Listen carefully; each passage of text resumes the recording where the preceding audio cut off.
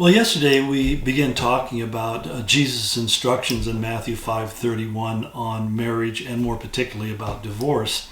I read the passage again just to refresh our minds. He says in Matthew 5:31, "It has been said anyone who divorces his wife must give her a certificate of divorce. But I tell you that anyone who divorces his wife except for marital unfaithfulness causes her to become an adulteress, and anyone who marries a divorced woman commits adultery." It seems like what Jesus said would be pretty straightforward, and yet you have to understand that it's being spoken in what we would call a colloquial context. When he makes reference to a certificate of divorce, it was something that Moses talked about in Deuteronomy 24, verse 1 through 4, where basically it gave this instruction that it reads as follows. It says, "Suppose a man enters into a marriage with a woman, but she does not please him because he finds something objectionable about her. And so he writes her a certificate of divorce, puts it in her hand, and sends her out of his house."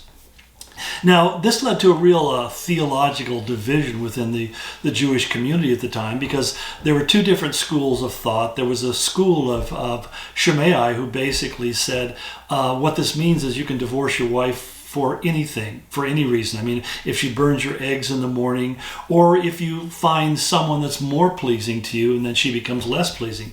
We all understand the idea that he has a chance to marry a younger woman, and so he divorces his older wife and he marries a younger woman because she's more attractive to his eyes. And underlying that concept was really a real devaluating of women as a whole. And that's why it's kind of crazy, because the Jews at the time theoretically had the highest value of women of any culture of the time. But in practical ways, they really fell short of that. I mean, marriage was considered to be a sacred duty, and the only reason a man could not get married was because he had devoted himself to the study of the law. But even that was looked on as being a little bit odd. If a man refused to get married or to have children, he was considered to be in sin, that he'd broken the commandment to multiply and be fruitful and fill the earth. And the rabbis basically said that in doing that, he's lessened the image of God in the world and has slain his posterity. So the idea of getting married and having children was considered to be a sacred duty and an important duty. And in many ways, your status in the community was interpreted based upon having children and how many children you had. That's why in the Psalms it says a man who has a quiver full of them is blessed by God. Well, a quiver could hold 14 arrows. So today we look at having children as being kind of the capstone event. You know, we go to school, get an education, get a degree, develop a career, buy a house, a car, and all that sort of stuff, get ourselves established, have our retirement all set in place, and then we get married. And then as a capstone, kind of to prove that we've finished the full journey, we might want to have a kid. Unfortunately, many times it means that many parents are not having children until their 30s and even their 40s. The Jews had a completely different view of it, and I got to admit, my wife and I had a very different view of that. We got married at 20 and had our first baby at 21, and had three more after that. So this idea that children are a burden is really a relatively new concept. It certainly was one that was contrary to the Jewish community. Children were always viewed as a blessing, and so to not marry was not something that was considered really the role or responsibility that somebody had.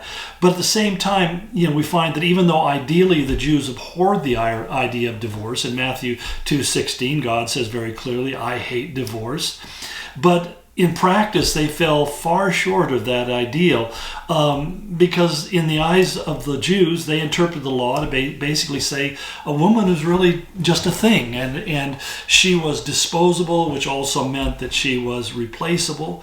A woman had no right to divorce her husband, although a man could divorce his wife for literally any reason. Remember back in Matthew 19:5, where Jesus says that in the beginning God created them male and female, and any man who divorces his wife except for the cause of immorality, sexual immorality, he said has committed sin.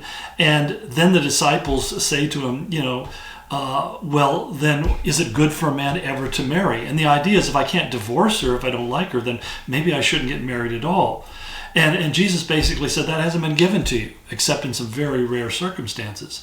So the very idea of seeing a woman as being a replaceable object is, again, something that comes out of a sin nature. It isn't in the heart of God. But the rabbinic law basically said the following, said a woman may be divorced with or without her will, but a man only with his will. So that what we find is that there was a lot of divorce going on, and it was a school of Hillel, another school of the Jews. It's basically said you cannot divorce your wife except for the cause of sexual immorality. And what that really came down to is a word. The word used in the Greek means porneia, and it applies to all sorts of sexual misbehavior. It's adultery, it's fornication, it's homosexuality, lesbianism, and all any other type of bestiality or whatever it is. All of the Leviticus 18 prohibitions against sexual immorality are listed in that list. And so this was the debate that was coming on, and Jesus said, you know, if you're going to be godly, if you're going to honor God, you're not going to act like the rest of the world, which dispense their wives freely, easily, and quickly. You're going to be committed till the day you die. And this becomes really a challenging issue for many people in this day, where divorce itself has become relatively easy to do. We live in a no-fault divorce culture. And so people oftentimes feel like it's a disposable relationship. But in fact, it is critically important and central, not only to pleasing God, but really it's central to living a well and fulfilled life. God created us, for the most part, to be married, unless he's given us a special grace to go through the journey of life as a single person. And there's nothing wrong with being single if that's God's plan for your life.